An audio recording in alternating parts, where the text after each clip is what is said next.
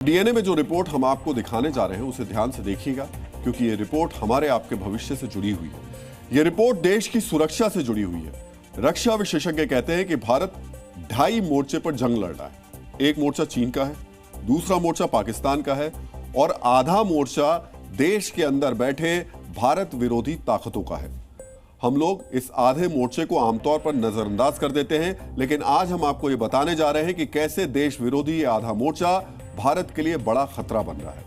आज जिस बड़े खतरे को लेकर हम आपकी नींद तोड़ना चाहते हैं वो ये है कि देश की आर्थिक राजधानी मुंबई से सिर्फ 68 किलोमीटर दूर, बॉम्बे स्टॉक एक्सचेंज से सिर्फ 72 किलोमीटर दूर, महाराष्ट्र पुलिस मुख्यालय से सिर्फ 75 किलोमीटर दूर, मुंबई में वेस्टर्न नेवल कमांड ऑफिस से 74 किलोमीटर दूर एक इलाके को, एक गांव को इस्लामिक स्टेट घोषित कर दिया गया।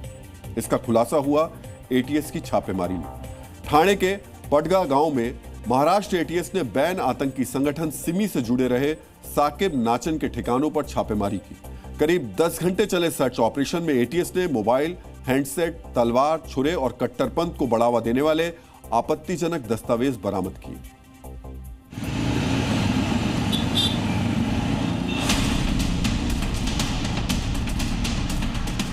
यहीं पर एटीएस की छापेमारी हुई थी। एटीएस ने यहाँ से तलवार और तमाम ऐसे रिलीजियस जो डॉक्यूमेंट हैं वो मिले हैं जिसमें भड़काऊ चीज़ें बताई गई हैं। और आप देखिए गांव की एंट्री पर ही उर्दू में लगा एक बोर्ड लिखा है जिसमें साफ तौर पे लिखा है, अल्लाह के सिवा कोई इबादत के लायक नहीं, मोहम्मद सल्लल्लाहु अलैहि वसल्लम के रसूल है। उर्दू में लिखते हो ध्यान में आते नहीं आपने क्या लिखा है। बाद में मराठी में देखा तो मालूम गिरा, अलशम नाम दिया है करके गाँव को। यानी कि एक धार्मिक तौर पर इस गांव में लोगों को अलग तरह से बरगलाने की कोशिश की जाती है। पढ़कर बोलेगा तो अलग तरीके से देखा जाता है हमारे इधर, क्योंकि मैं ये आतंकवादी लोग का गाँव है। 25-30 साल बात नहीं हुआ कभी। खैर हम जानते हैं साकिब नाचन नहीं करे। आईएस का आतंकी मॉड्यूल जो है साकिब नाचन यहाँ पर रहकर पूरी तरह से ऑपरेट कर रहा था। आपको ये भी बता दें कि जांच के दौरान ये पता चला कि साकिब नाचन और उसके साथी मुंबई में बड़े धमाके की प्लानिंग कर रहे थे। ये कोई सामान्य खबर नहीं है, इसलिए अब जो हम आपको बताने जा रहे हैं उसे आपको गौर से देखना और सुनना चाहिए। साकिब की जांच में जो खुलासे हुए वो गजवाए हिंद वाली इंटरनेशनल साजिश की तरफ इशारा करते हैं। जांच में सामने आया कि साकिब ने ठाणे के अपने गांव पगड़ा को अल शाम यानी इस्लामिक स्टेट घोषित कर दिया था। अल शाम क्या होता है, पहले हमारे लिए ये जानना जरूरी है। अल शाम यानी इस्लामिक शासन वाला क्षेत्र। अल शाम में शरिया कानून लागू होता है। आईएसआईएस का सरगना बगदादी भी अल शाम बनाना चाहता था। 2011 की जनगणना के मुताबिक पगड़ा में 83% मुस्लिम आबादी है, इसलिए साकिब ने गजवाए हिंद का पहला प्रयोग यहीं किया और भारत की जमीन पर एक गांव को अल शाम घोषित कर दिया। यह साकिब का टेस्टिंग ग्राउंड था। वो पूरे भारत में इस्लामिक शासन स्थापित करना चाहता था। इसके लिए साकिब इंटरनेशनल कट्टरपंथी नेटवर्क से कनेक्टेड था। इस कट्टरपंथी इंटरनेशनल नेटवर्क की जानकारी हम आपको विस्तार से देंगे, लेकिन पहले आपको बताते हैं कि साकिब के अल शाम का खाका क्या है, इसको समझते हैं। साकिब के अल शाम में तिरंगा नहीं, आतंकी संगठन आईएसआईएस का झंडा फहराया जाएगा। भारत के संविधान का कानून नहीं, शरिया कानून लागू होगा। अपराधियों को सजा देने के लिए कोर्ट नहीं, मजहबी पुलिस और शरिया कोर्ट होगी। बेटियां स्कूल कॉलेज नहीं जाएंगी, उन्हें बुर्के में कैद रहना होगा। इस्लाम नहीं मानने वालों को दूसरे दर्जे का नागरिक माना जाएगा। यहां हम आपको यह भी याद दिलाना चाहेंगे कि अल शाम यानी इस्लामिक शासन में जजिया जैसा टैक्स भी हो सकता है, जो इस्लाम नहीं मानने वालों को देना होता है। औरंगजेब ने वर्ष 1689 में इस्लाम नहीं मानने वालों पर जजिया कर लगाया था।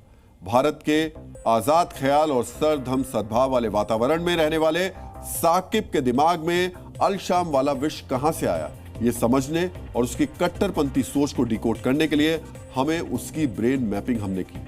1980 के दशक के साकिब अफगानिस्तान में शरिया शासन के लिए कट्टरपंथियों से मिलकर सोवियत संघ के खिलाफ लड़ा। 1990 में पाकिस्तान में ट्रेनिंग कैंप लगाकर भारत में शरिया शासन के लिए लड़ाकों को ट्रेंड भी उसने किया। साकिब पाकिस्तान की बदनाम खुफिया एजेंसी आईएसआई के K2 यानी कश्मीर खालिस्तान प्लान में शामिल था। 2003 से साकिब प्रतिबंधित आतंकी संगठन सिमी से जुड़ा। सिमी का मकसद भी भारत को अल शाम बनाना था। साकिब का कनेक्शन भगौड़े जाकिर नाइक से भी था। दिसंबर 2024 में साकिब ने ISIS पर बैन लगाने के केंद्र सरकार के फैसले के खिलाफ सुप्रीम कोर्ट में याचिका दायर की थी। साकिब की कट्टरपंथी सोच को ऐसे भी समझ सकते हैं कि उसने अपने बेटे का नाम चेचनिया के कट्टरपंथी आतंकी शमील बासिएव के नाम पर रखा। हम आपको बताना चाहेंगे कि शमील बासिएव 2002 में मॉस्को थिएटर में दर्शकों को बंधक बनाने और 2004 में बेसलान स्कूल नरसंहार का मास्टरमाइंड था। इस आतंकी वारदात में 300 से ज्यादा लोगों की जान गई थी।